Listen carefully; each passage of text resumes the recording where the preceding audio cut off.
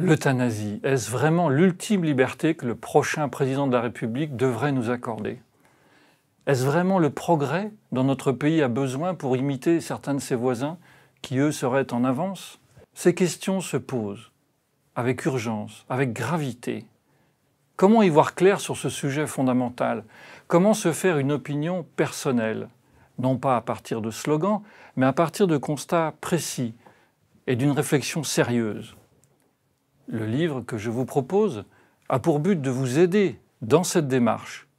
Il est le fruit de 10 années d'expérience, 10 années passées à faire partie d'un service d'écoute des personnes en fin de vie et de leur entourage, à recenser les lois d'euthanasie à l'étranger et les dérives liées à leur application, à étudier les sondages d'opinion, qui sont en réalité loin d'aller tous dans le même sens, à analyser comment la souffrance physique et psychique des personnes en fin de vie est réellement prise en charge en France, et aussi, enfin, à réfléchir sur ce que signifient en profondeur les notions de dignité et de liberté humaine.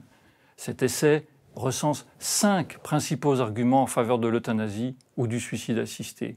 Chaque argument mérite d'être bien analysé avec sérieux et respect pour en saisir toute la portée humaine, politique, philosophique parfois, mais aussi pour en mesurer les limites, les contradictions, les dangers. J'ai tiré de ce travail la conviction que l'euthanasie constitue une impasse. Il n'est pas souhaitable que notre pays s'engage dans cette voie pleine de dangers.